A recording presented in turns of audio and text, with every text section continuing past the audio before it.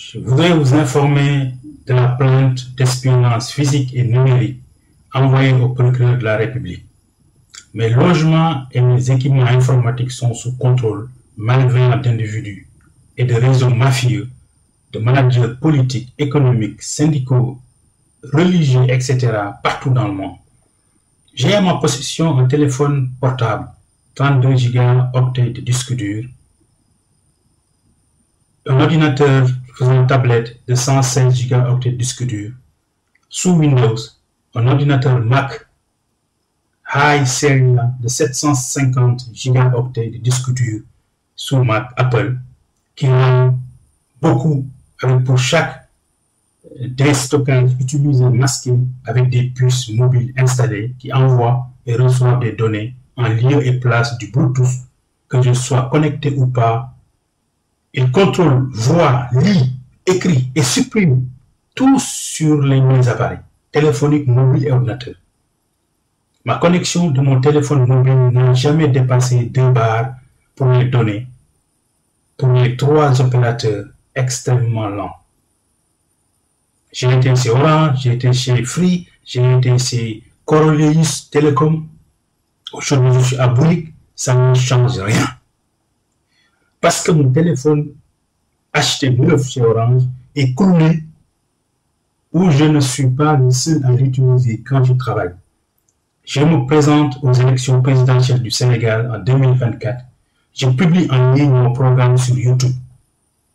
J'ai réinitialisé mon téléphone, mon ordinateur tablette sous Windows, mais impossible d'installer Windows sur la partition que j'ai créée sur Mac Apple, contenant 2 puces iPhone. Les plaintes d'espionnage physique numérique pour les actes pédophiles et homosexuels. Pour information, la pédophilie et l'homosexualité sont pleines au Sénégal. En collège et un soir, en rentrant après un après-midi de travail au salon du Sine Saloum de Kaolack, un voisin nommé Ibou Daba, beaucoup plus âgé que ma grande sœur, m'attendait devant notre porte, bien caché dans l'ombre. Dès qu'il m'a vu, il m'a parlé des paroles inaudibles et s'était retourné avec pantalon baissé et prosterné sur le tronc d'arbre qu'il faisait assis. S'appuyait d'une manière nauséabonde, comme s'il avait chié et ne s'était pas lavé, comme il était handicapé d'une main et d'une jambe qu'il traînait derrière. J'ai ouvert la porte de la maison et j'avais refermé cette dernière après s'être rentré chez moi. Ou chez nous. Le lendemain, je l'ai revu, assis au milieu d'une groupe de femmes, de grandes sœurs, plainte d'espionnage physique et numérique pour drague homosexuel. Suite. Après ma classe de première C au lycée Valdo de Miaï à Kaolack, j'ai arrêté mes études à l'école de la République pour travailler au salon du Sine Saloum de Kaolack et je me suis inscrit pour les après-midi pour apprendre l'arabe via les études religieuses coraniques tel l'enseignement du Coran non contrôlé par l'éducation nationale né bien après l'entrée de l'islam en Afrique. Mon enseignant un jour, sachant que je suis disciple du soufisme par le chemin de la Tidjaniya, par le cheikh Al-Islam Ibrahim Abdoulaye Niass, m'a demandé de l'accompagner. C'est son ami, son petit-fils pour El Hadji Ibrahim Niass, l'actuel porte-parole qui était en entrée de ses études dans les pays arabes. Arrivé dans son salon, il était couché et se faisait masser par un monsieur d'origine nigérienne, un Hausa, comme on dit à Kaolack. Il ne s'était même pas pris la peine de se redresser pour nous dire bonjour, pour nous saluer. Cette humiliation n'a pas duré longtemps.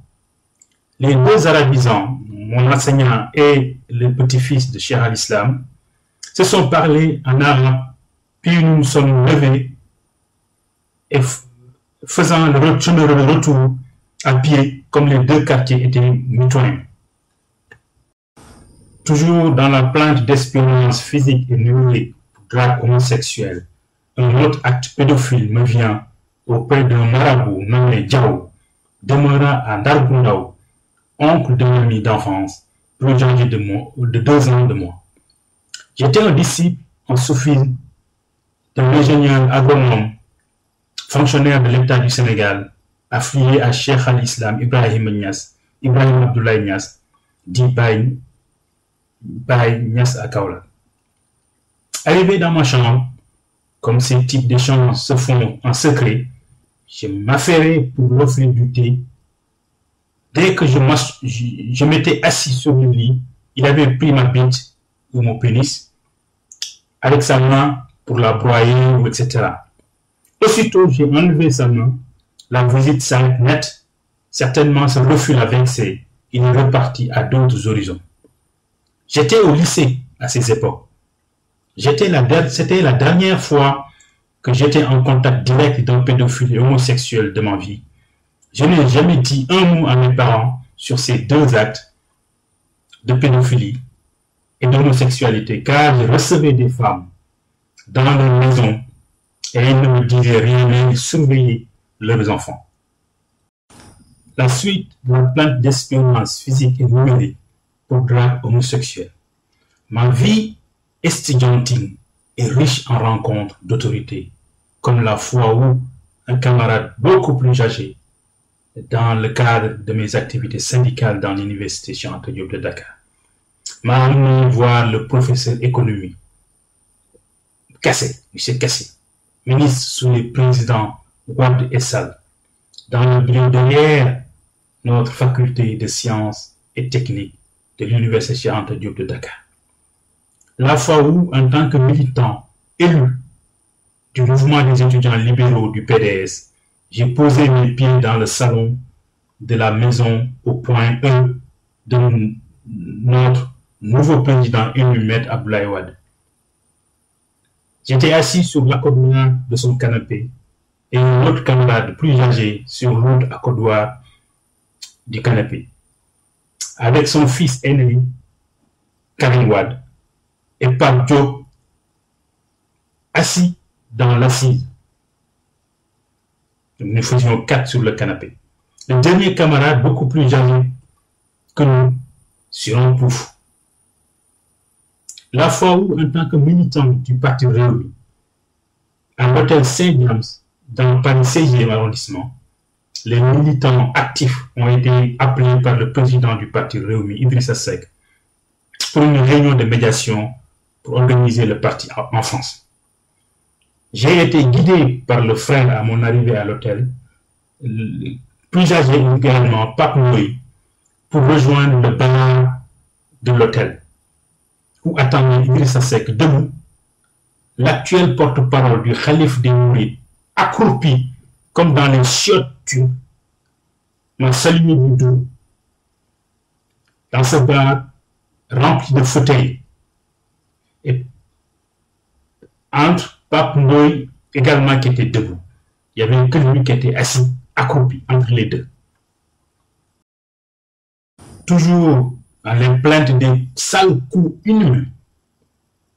On s'était rencontré un week-end à Colmar chez un vieux camarade délégué de licence en 3e année physique et chimie à l'université Cheikh Anta Diop de Dakar pour fêter son bébé, son nouveau bébé avec sa femme, cousine à Mam Rose Mbaké, mariée à Muntada Mbaké, à ma connaissance à l'époque. En l'absence de son mari, elle m'avait charmé par un culotte jean bleu coupé près des fesses, trop court quoi. En me rejoignant dans les cuisines, où nous avions entamé la discussion sur ses études en optique pour vendre des lunettes. Je lui proposais de créer une association pour récupérer des lunettes ici en France, pour les donner lors des Magal aux fidèles qui venaient à Touba. Elle était intéressée par ses propos, On s'était échangé des numéros de téléphone, puis le contact s'est intensifié après et ne s'est jamais arrêté.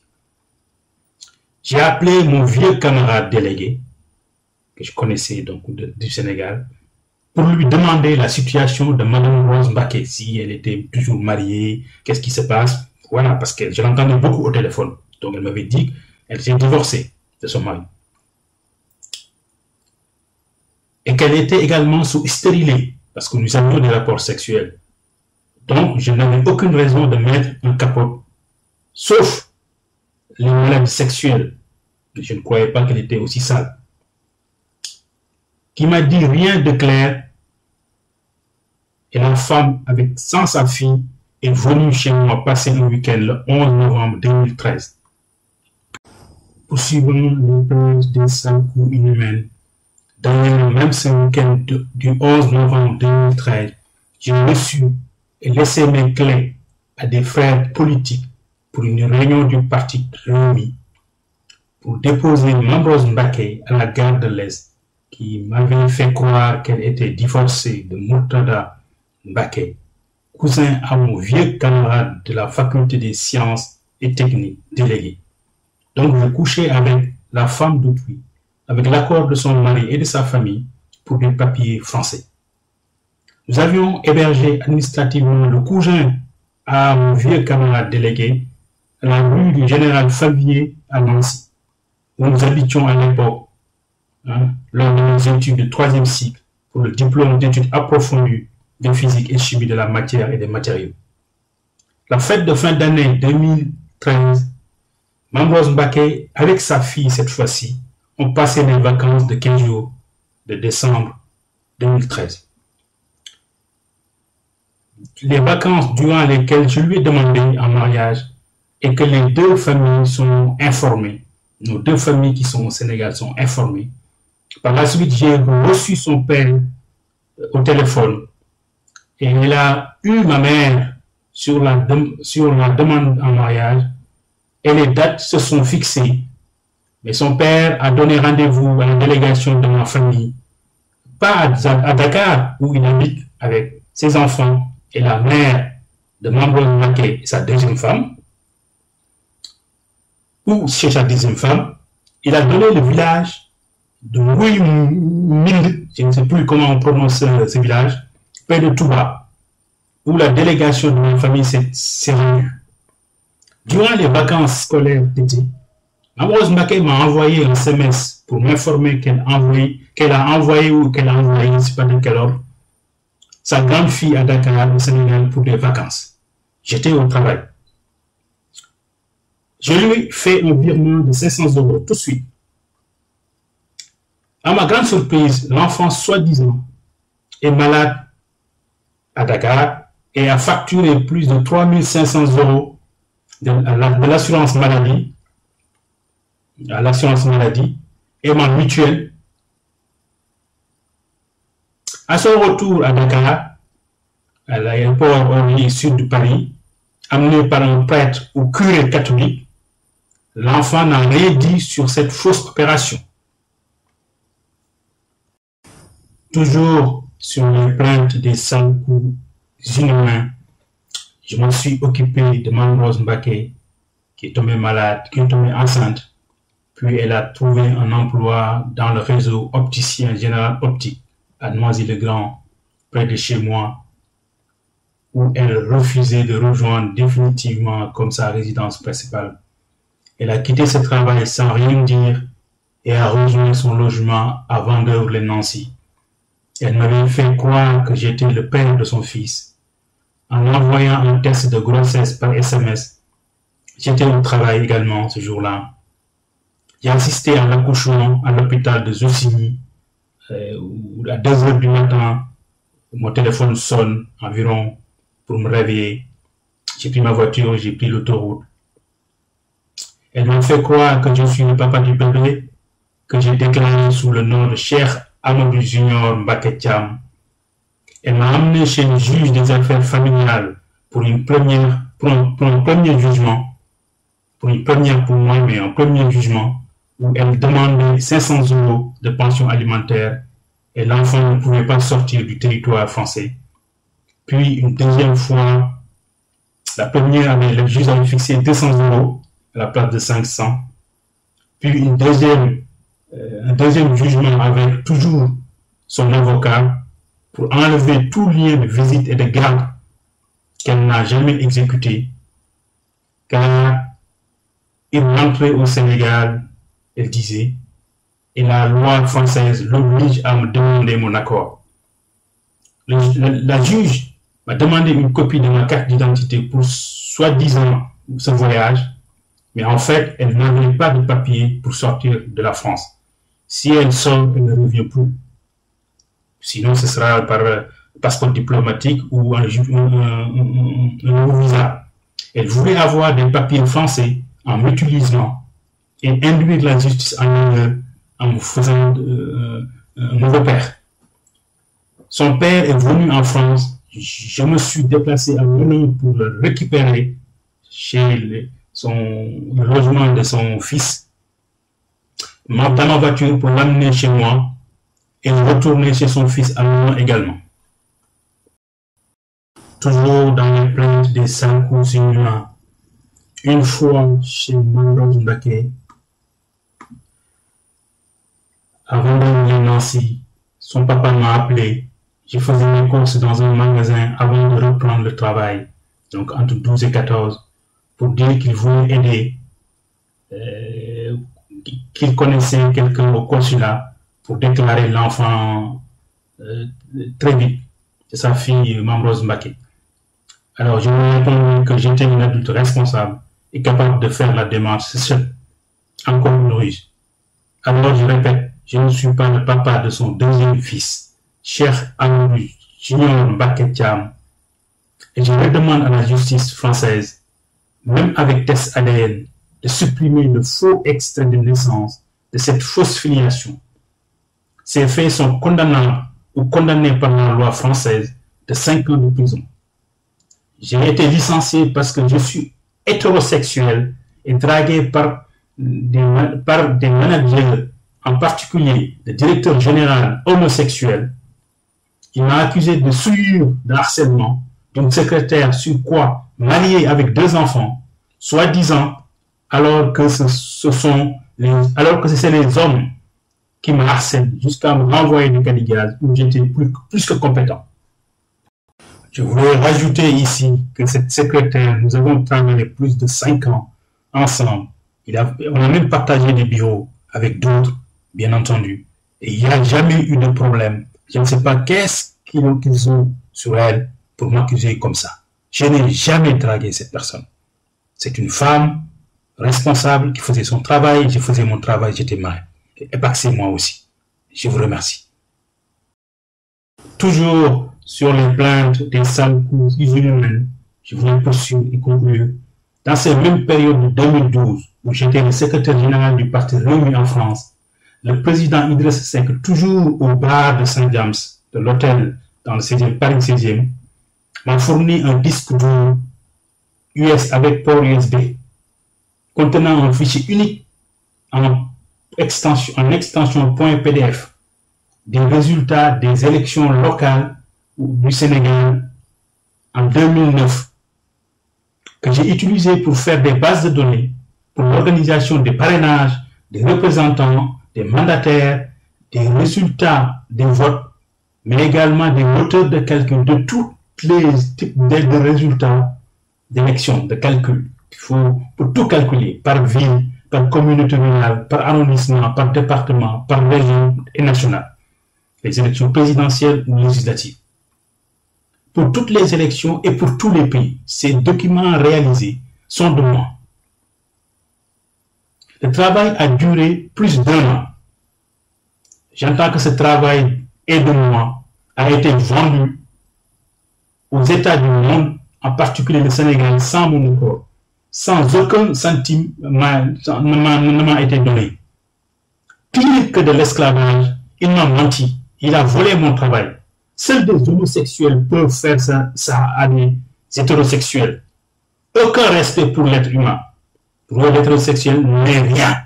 Et pourtant, c'est eux qui font des enfants, c'est eux qui les élèvent, c'est eux qui les soignent. Donc, vous ne pouvez pas dire ces choses-là. Aucun dirigeant au monde ne doit faire de telles saloperies humaines. Le sida est une maladie des homosexuels, donc malades doivent se soigner sans ne pas contaminer les hétérosexuels, comme les gays ou les bisexuels. Ça salit l'espèce humaine. En ce moment, tous les dirigeants du monde sont dans le réseau des homosexuels et l'encouragent avec des deniers des hétérosexuels. Ce n'est pas normal.